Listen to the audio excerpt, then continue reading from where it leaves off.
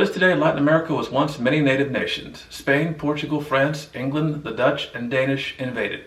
They carried out genocide after genocide and enslaved both natives and Africans. After independence, most new governments were still white-dominated, with more genocides against natives in nations like Argentina, Brazil, and Chile. European powers hold on to some territories even today and kept invading to take their colonies back. The United States invaded too, overthrowing or trying to overthrow over 60 governments, the last attempt in the year 2020 in Venezuela. The U.S. also took half of Mexico's land and a tenth of its people, then Puerto Rico and the Virgin Islands. There is a long history of many Americans fearing and hating Latinos. Latin America's image and reality is often one of instability, poverty, drug cartels, revolutions, corruptions, and refugees. But it did not have to be this way. Latin America could remain all or mostly native nations. I spoke about this in detail in the previous series, What If Natives Won? Poverty, white domination, and foreign invasions could have been stopped, prevented, or limited. The U.S. could have been more Latino culturally, with higher numbers of Latinos. The U.S. could have been less racist, less dominating, or the U.S. could be defeated. Some Latin American nations could even become regional or world powers. There is a huge lack of alternate history about Latin America and Latinos. So much alternate history is Europe-centered, mostly because so much history and history teaching is Europe-centered. This series is dedicated to scenarios, points of departure, and possibilities of Latin American victory within Latin America, and a more Latino or less racist American society.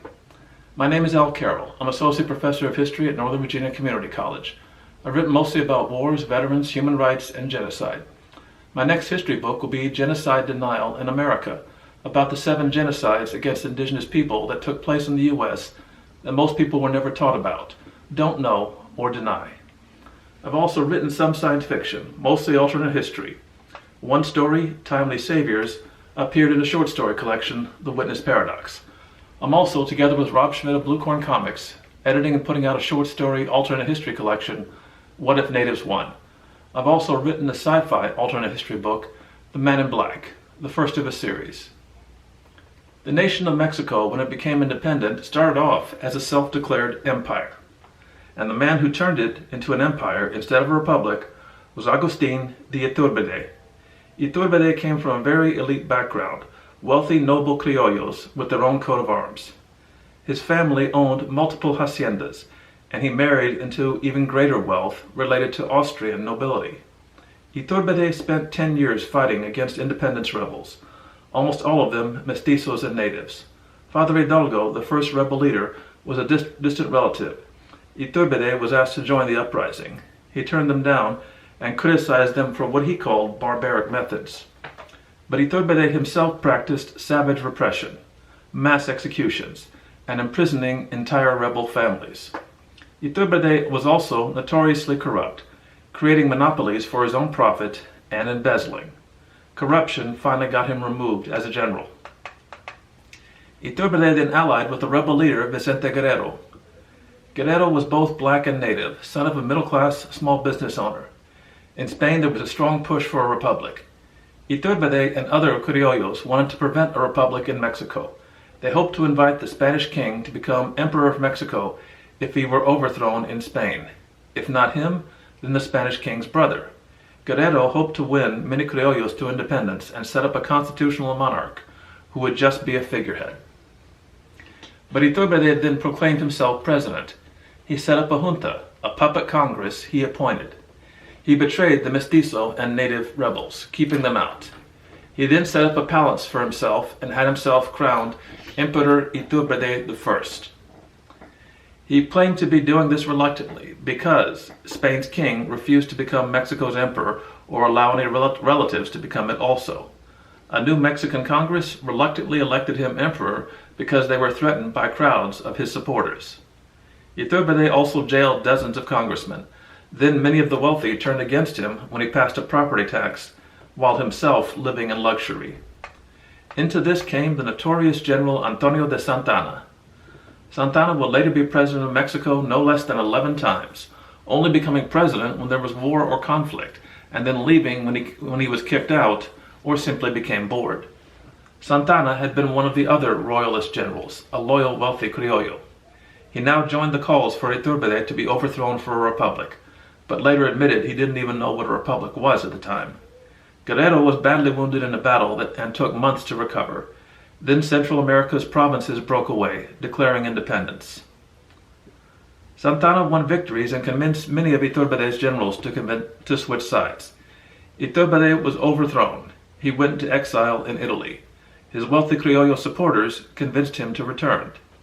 He was quickly arrested, then executed by firing squad. His remains were later given a state funeral. He is honored today in Mexico for helping win independence, but thought of as a fool and a traitor for trying to become emperor.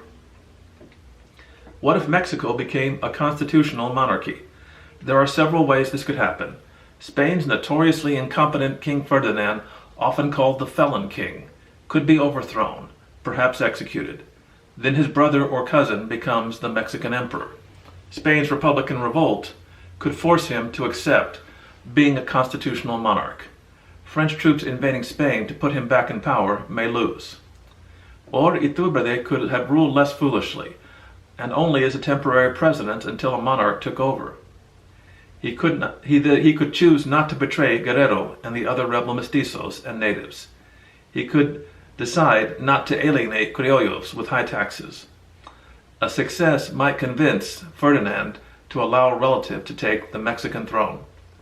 While Ferdinand's brother Carlos was very reactionary, only a few years later, Ferdinand's daughter Isabella II was born. As a child, she would have a regent ruling in her place, but as an adult, she was a moderate, and even enlightened for that time. A European monarch is more acceptable to European powers, especially Spain having a relative on the throne. That means an end to Spanish invasions.